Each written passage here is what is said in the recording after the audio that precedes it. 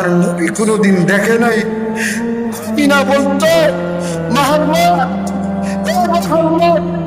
তোর পাপ বানাই, আমি যদি তোর চাচা যাই, আমি যদি অন্য ছেলেদের আব্বাদেরকে যদি দেখি মুহাম্মদ আমার খারাপ লাগে। আমি হাত তুলে বলতে দেখি, আল্লাহ আমার মুহাম্মদের আব্বারে তুমি দেখাইলা না। কোন দিন জানি সিরিয়ার উদ্দেশ্যে, ব্যবসার উদ্দেশ্যে চলে গেল, আমি আমার প্রাণের স্বামীকে দেখি নাই।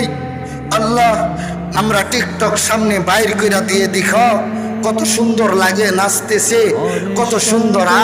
আমার মেয়েটা যে একটা অভিনয় পারে হুজুর, মাশাআল্লাহ দিলে, নাইসটা দিলে, হ্যাঁ হ্যাঁ তাওয়ে হ্যাঁ দাদাই কি সুন্দর দেহে, ফুটকিটা কেমনে লারা, আছেন এরকম বেহায়া বিলজ্জা খারাপ। এইগুলা বুঝাইতে চাই কিন্তু একবার বুঝে না আমার নবীর আদর্শ কত সুন্দর।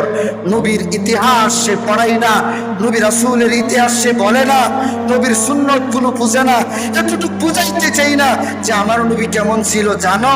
আমার নবী যখন মার গর্ভে আসলো, তো কিছুদিন পর আব্বা জান মারা গেছে, তখন সন্তানের একটা কি কো, আমার নবীর আব্বা মারা গেছে, হ্যাঁ আর কোনোদিন বাবার চেহারা আমার নবী দেখে নাই। আমার বাবার চেহারা আমার নবী কোনোদিন দেখে নাই। ইনা বলতো, মুহাম্মদ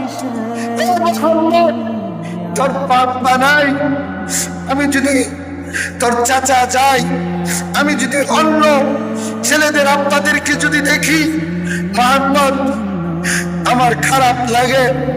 আমি হাত তুলে বলতে দেখি, আল্লাহ আমার মুহাম্মদের আব্বারে তুমি দেখাইলা না। কোন দিন জানি সিরিয়ার উদ্দেশ্যে, ব্যবসার উদ্দেশ্যে চলে গেল, আমি আমার প্রাণের স্বামীকে দেখি নাই। আল্লাহ মুহাম্মদ খারাপ পারে দেখে নাই, আমার মুহাম্মদকে তুমি দেখা রাখো। আল্লাহ আসমান থেকে ফেরেশতা জিবরাইলকে পাঠায় দিয়া বলে, আমিনা তুমি টেনশন করবা না, মুহাম্মদ তো দুনিয়ার বাপকে দেখে নাই। মুহাম্মদ তুমি চিন্তা করো দুনিয়ার সাধারণ কোনো, আমি মুহাম্মদকে এমন শান শৌকত দিব, এমন মর্যাদা দিব, মুহাম্মদকে আরশে আজিম ছেদ করে